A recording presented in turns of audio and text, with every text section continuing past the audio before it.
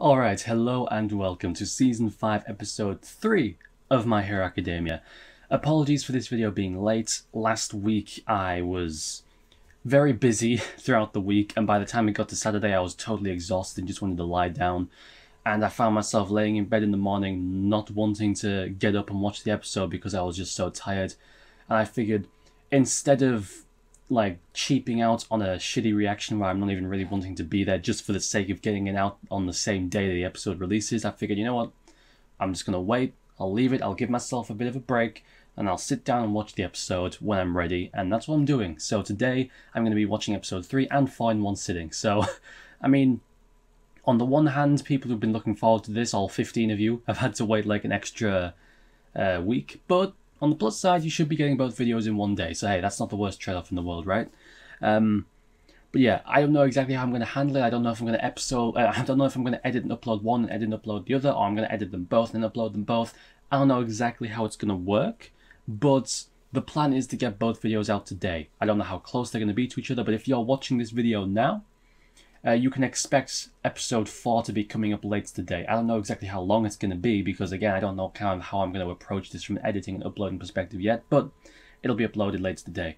So, last episode we covered a lot of bases. We haven't really seen much of Izuku and all them in the in UA yet. We've kind of been focusing on other stuff. We got a lot of Endeavor. We saw him kind of reuniting with his family and trying to kind of not smooth things over with them so much as kind of just not ignore them, you know. He's not gonna turn away and pretend like his failures didn't happen anymore, so that's good. And we got the flashback with what do you call it? With we got Deku's flashback where he's flashback Deku's kind of visions of the past, I guess. And I did a whole bunch of speculating on that. And yeah, last episode actually covered a lot of stuff. Now that I think about it, but I'm curious if this, because one thing I do know from the trailer. Because I did watch one of the trailers, is that the first arc of this season is going to be kind of like a Class A versus Class B kind of situation. That's the one thing I do know. So I'm curious if we're actually going to pick up with that stuff. You know, the Hawks infiltrating the League of Villains, Deku's kind of weird dream sequence. I wonder if we're going to actually pick up with that stuff, or whether it's going to kind of sell that stuff up and then kind of show us the Class A versus Class B arc, which is going to be more lighthearted, and then kind of towards the mid-season point pick back up with that stuff, you know? So I wonder if it's going to be immediate set up and payoff, or whether it's going to be kind of set up now and then down the line we're going to get the payoff. I don't know. But yeah, I'm going to be recording 2 episodes today, so I don't want to waste too much time just introducing myself and whatnot. So yeah, let's get into episode 3 then.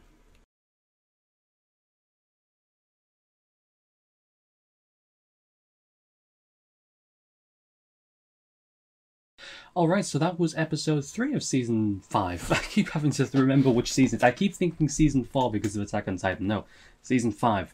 But yeah, that went in a different direction to how I was expecting at the end there. I was expecting what was going to happen would be, because they kind of established that the Beast guy he's quite smart, but that when he goes into his beast form, he kind of goes into a kind of a bestial rage, you know, kind of like the Hulk, right, where he hulks out and kind of becomes dumb but very strong. I was thinking it was going to be a thing where because Shinso, because the guy is kind of dumb in that form, he would take advantage of that. You know, like, he wouldn't be able to trick the average person, but because this guy's kind of in a bestial rage, he might slip up more easily, you know. But no, he can just straight up mimic people's voices, which is quite the dangerous thing, but we'll get into that later. So, as is often the case with My Hero Academia, you can kind of split the episode up into a couple different sections of discussion, right? So we'll cover the Class A and B stuff second. Let's cover the other stuff first.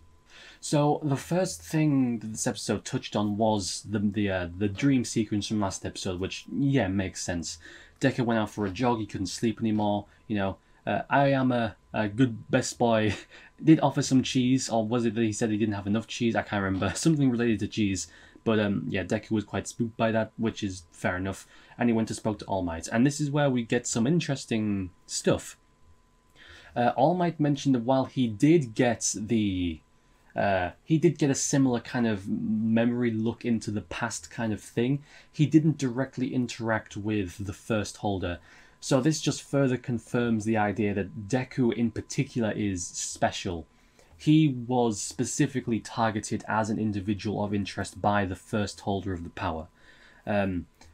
So that was already something that, I mean, I'd already talked about that last episode, how it seems as though that guy, that's a fair assumption to make, right? That Deku in particular was being targeted by the first user of the power for some reason. In some way he was particularly important, right? But this just confirms that.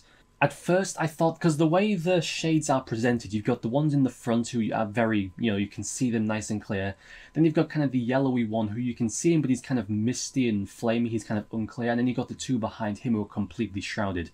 I thought the idea was meant to be kind of like a progression, right? Like the ones closest to us in time are very obvious. Then as you get further back, they get a little bit difficult to see, but you can still kind of make them out with the yellow guy. And then when you get to the first couple, it's just completely shrouded, right? That's what I thought was going to be the case. But it seems as though, no, the yellow guy, maybe that just was his quirk. He had some kind of like weird ethereal form, and it's only those two at the end who are kind of difficult to see. That seems to be what Deku was implying.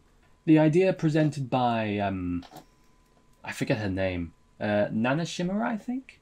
Unless I'm mistaken. All Might's predecessor, was that what these shades are is the vestiges of the wills of the previous users of the power, right?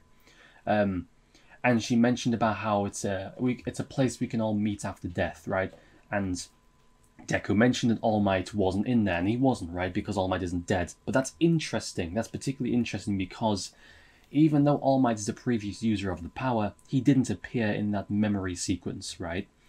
And that makes me think these aren't just memories of the people, right? He's not just seeing them because he's remembering them. He's seeing them because their existence is within the power now, right?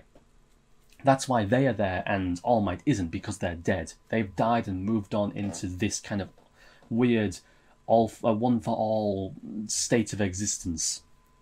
All Might hasn't passed into that yet because he's still alive, therefore they can't see him.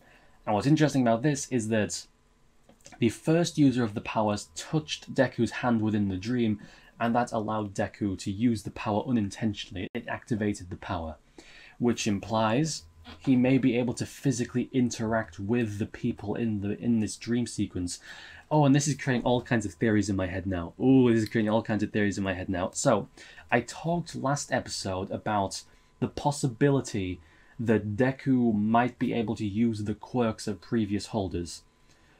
Because I went on this huge conversation about this, and I came to the conclusion that it makes no sense, unless it's information we're not aware of yet, it makes no sense for previous one-for-all users to have not passed their own personal quirks down through the generations, right? In which case, it's possible that Deku has access to a lot more power than we're currently aware of. He just hasn't passed it, right? In which case, I wonder if it's a thing where he has to go into this state and physically interact with previous users in order to activate that power, right? Like that yellow guy, let's assume that's his quirk. He has this weird, like, ethereal yellow form. If he went into this dreamscape and made contact with him, would he then gain access to that ethereal yellowy form power, maybe? That seems to be kind of what's being implied here, because they're not just memories, they're the echoes of those people. It reminds me a lot of Bloodborne, actually. In Bloodborne, there's the concept of blood echoes, which are in Bloodborne, I won't go too much because I think if you haven't played Bloodborne, you really should, because it's a fucking incredible game, and I don't want to spoil too much of the lore of that game because it's so fucking good. The story of that game is amazing. One of my favorite stories of anything ever. But in Bloodborne, people are heavily tied to their blood. Their will, their existence, their desire is heavily tied to their blood, and when they die, their blood will drain from their body and it will begin to harden into bloodstones and stuff like that. And if you take their blood and ingest it, you take on the will of that person. All the dreams and desires and hopes and willpower that they had is within you. And your main character, the pale blood hunter, I can't remember exactly what he's called. The main character in Bloodborne, he is dead. Well, he's not dead, but he exists within a dream, and the only thing keeping him alive is his willpower to continue, because he's like within a dream world. He can die and die and die and keep coming back as long as he has that will.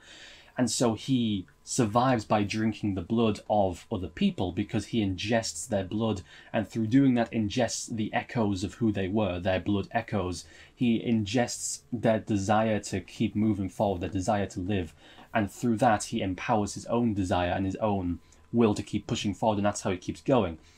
This kind of reminds me, that was a complete tangent, but this kind of reminds me a little bit of that, where it's kind of like the wills and the desires of previous holders of this power kind of being passed on and being able to potentially assist Deku, because that is what the first user said, right? You're not alone. So potential, you know, if they are physically existing within that kind of weird dreamscape world, and it seems as though making contact with them activated some kind of ability within Deku just briefly and unintentionally, it is possible that they can physically help him through granting him their will and their power in some way. And Deku did mention the quirk singularity apocalypse theory, which is I'm glad he mentioned that, because I would have totally forgotten about it if he didn't bring it up. But it's basically the idea that quirks started off very simple, and as time went on they got more and more complicated. This was brought up in season 4 during the section where Todoroki and Bakugo and all them were interacting with the children. As the generations go on, quirks become more complicated, and it's a theory that eventually they'll become so complicated that it'll reach a singularity point where the quirks are now too powerful and too complicated to control, and it'll be a doomsday, right? And that's one potential argument you could make for why quirks need to be stopped, because if they do keep growing like this, eventually they will reach a point where it results in the end of the world, right? Because the quirks are just too powerful to control anymore. And that's one argument that could be made by people like I forget his name because I'm terrible with names, but the main villain of season 4, the guy with the plague mask, I forget his name because I'm terrible at remembering names, but that was one argument you could make to kind of be on, okay, I understand where he's coming from. Quirks could be seen, as wonderful as quirks are, they could be viewed as a curse, as a virus in the long term, because they could potentially lead to absolute disaster, right? What's his face? The first user of the power said you haven't yet reached the singularity. Now, there's two ways you could interpret this. You could interpret this as meaning a singularity within Deku, or a singularity within the world. I think a singularity within Deku is more likely, because he said you've only reached 20%, you're not yet at the singularity, or was it that you've already passed the singularity? I think it was that you haven't yet reached the singularity. I think that's what he said. I could go back and check later, but I'm pretty sure that's what he said. In which case, I think the idea of the singularity being within him is more likely, but I'll cover the other option instead. It could be a thing where... But actually, no, I don't think it would be the other option, because the amount of time it would take for society to reach that singularity point would be generations of time. So I don't think... Deku might not even be alive by that point, so maybe not. So yeah, I do think it's more likely he's referring to a singularity within Deku. And the definition of this singularity so far seems to be when a person gains so much power and such a complicated quirk that it becomes almost too powerful for them to control. And if we go under the idea that I've been presenting so far, that maybe Deku has some way to access the previous quirks of the previous users, right? Like, for example, the yellow flamey ethereal guy, right? Maybe him gaining access to all those powers is referred to as the singularity point, right? If the idea of the singularity is it's the point where quirks become so complicated that it's almost like a doomsday device, I suppose the singularity... So maybe the power of all for one, one for all, the power of one for all has been passed down until it reaches a singularity point. An artificial acceleration of the natural progression of quirks. So if the natural progression of quirks is to gradually become more and more and more complicated and powerful over generations of people, until hundreds and hundreds of years from now it reaches a singularity point where it's just too powerful. I suppose you could view One for All as being like an acceleration of the natural selection process, where this singularity is being rapidly brought about through an acceleration of of the growth of quirks, right? Where within this one line of people, the quirks are being passed on and strengthened and passed on to create an artificially accelerated evolution of quirks to reach the singularity point quickly, and then the first holder had some kind of goal, like once you reach the singularity point, such and such, some kind of grand plan will play out, maybe. But I think that's kind of what's being implied here, is that Deku is meant to be almost like an artificial evolution of quirks, where he is the singularity in and of himself that, you know, humans will eventually reach through evolution of quirks in many, many generations. Deku is kind of an artificially accelerated version of that, where he will become the singularity, but he's only at 20% now. But, that's interesting. But that's interesting because it does seem as though something triggered Deku's dream. It's possible it was just completely random, but it does seem as though some kind of weird greenish black mist gave Deku this dream. That's what seemed like. That seems to be what happened. You know, in the beginning of the episode and the end of last episode, some weird mist covered the sky, and then Deku woke up in this dream. Interesting. I don't really know what to make of that, to be honest with you. I don't know. I have no idea what to make of that. It does, I suppose, maybe look kind of similar to... Maybe that's what the shades look like in the real world. Maybe that's a physical manifestation of the willpower, the echoes of the previous holders of the power. That kind of shade, that mist, that darkness. But the one time in the past where he was able to get access to it was Shinso. Shinso put him in a trance, and during that trance, Deku was able to... oh, my throat. Deku was able to see the past users, right? And Shinso is here. Shinso is present in this section of the story. So, if Shinso is able to put Deku into a trance, and that allows Deku to potentially access this extra dimension, that could be an interesting way to explore this, right? If it's a way to force himself into this state where he can interact with the previous users. Very interesting. But yeah, I don't really have much else to say about that whole thing. I think I've basically covered everything I had to say. Anything more than that would just be pure speculation. So let's get into the second part of the episode. Class A versus Class B. We're getting into this way faster than I was expecting, honestly. I was expecting it to be like, at least like... I was kind of expecting like this episode to be like the build-up, and then the next episode will kind of get into what this episode got into. But no, we're rushing straight into it, which is fine, but just not what I was expecting. But yeah.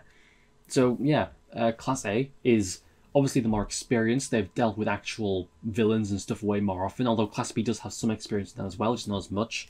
Class B, on the other hand, because their lives haven't been so dramatic, they've had more time to just sit down and learn and train the normal way. And you know what? Class A may be special due to the fact that it has such a unique experience with all the villains, but UA is still the best hero course in Japan. Potentially the world, right? So, like, yes, they might not have had the experience that Class A has, but they are still a class in the best hero course in potentially the world.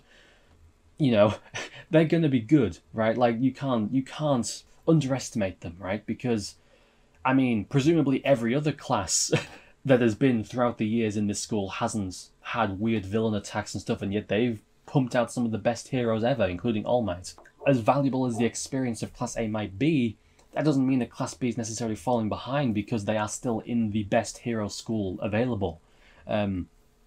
But yeah, the idea of experience versus training, I hate the fact that I'm making this analogy, but it actually reminds me a lot of like the Jake Paul versus Ben Askren boxing match that's going to be going on tonight as of recording this video. I hate that I'm making this analogy because I fucking hate the fact that Jake Paul is relevant at all, but it is sadly a good analogy where you've got Ben Askren, who has no experience training boxing at all, but he's an Olympic wrestler. He's gone to the Olympics, he's fought in MMA, become a 2-time MMA champion, one of the best welterweights of all time in MMA, versus Jake Paul, who has basically no experience in actual combat sports. In fact, literally no experience in combat sports, but has trained for like the last 3 years and had a few amateur fights, right?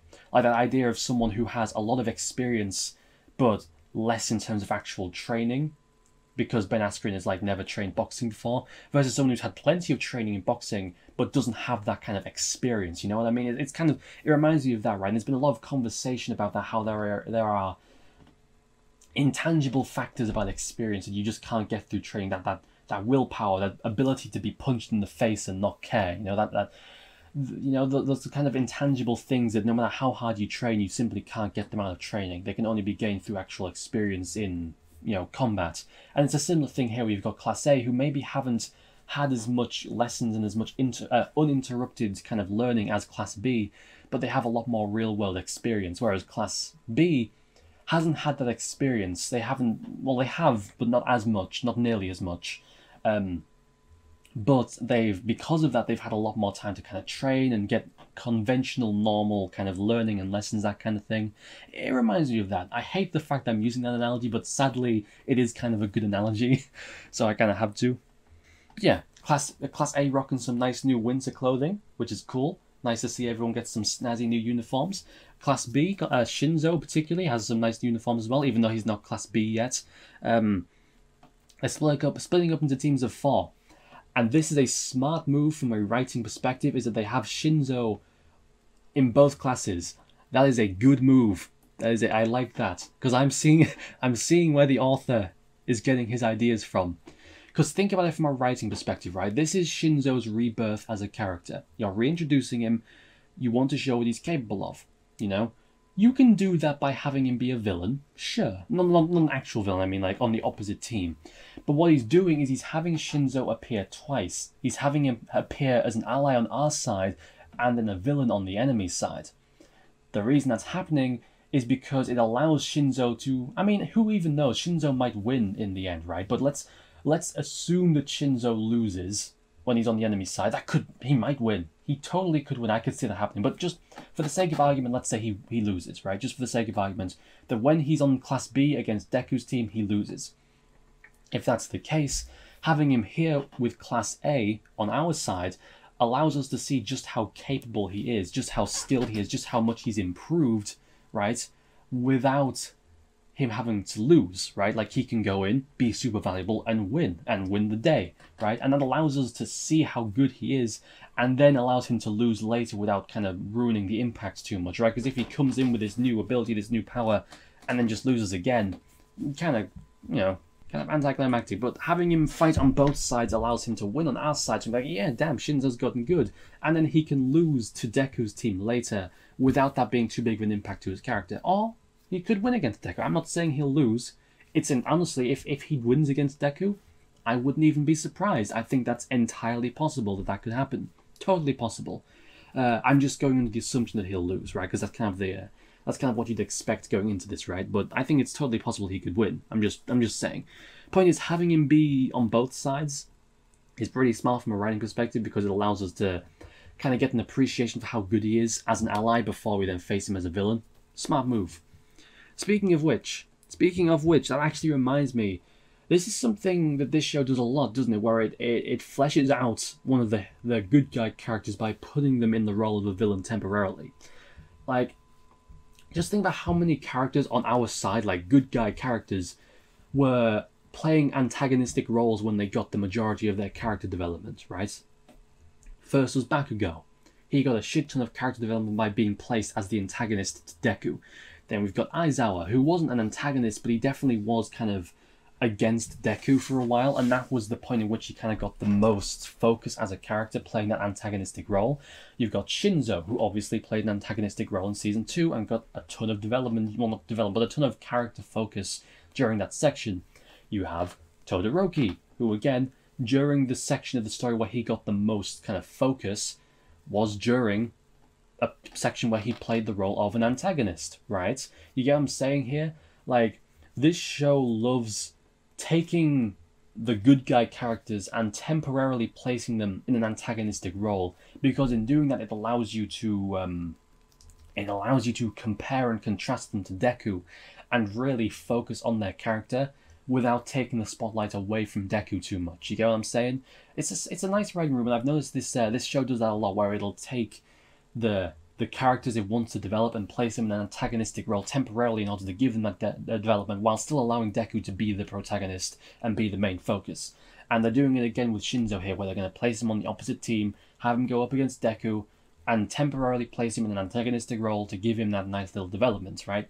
I like it. It's a good move. You see it a lot in this show. It's happened a lot so far. But yeah, this definitely very much seems like Shinso's official reintroduction as a character, right? He's got the new suit, the new powers, it seems. Well, not new powers, but new uses for his power, new ways of using it.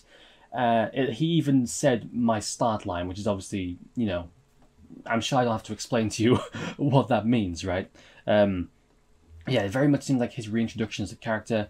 And he's got new power, right? He has voice mimicking, which is super useful, and I don't know how the hell it works, but it's super useful. But yeah, man, like, I'm interested to see what he's going up to. It's obvious that, you know, he's gonna get some spotlight now on our side. We're gonna see how capable he is now. He's probably gonna use these things. Maybe he's been training with Aizawa, which would make sense actually that Aizawa would take him under his wing, because Aizawa too is someone who has a power that's very limited in its usefulness, right? Aizawa's power is to remove the powers of other people, but then he's just on a level playing field, right?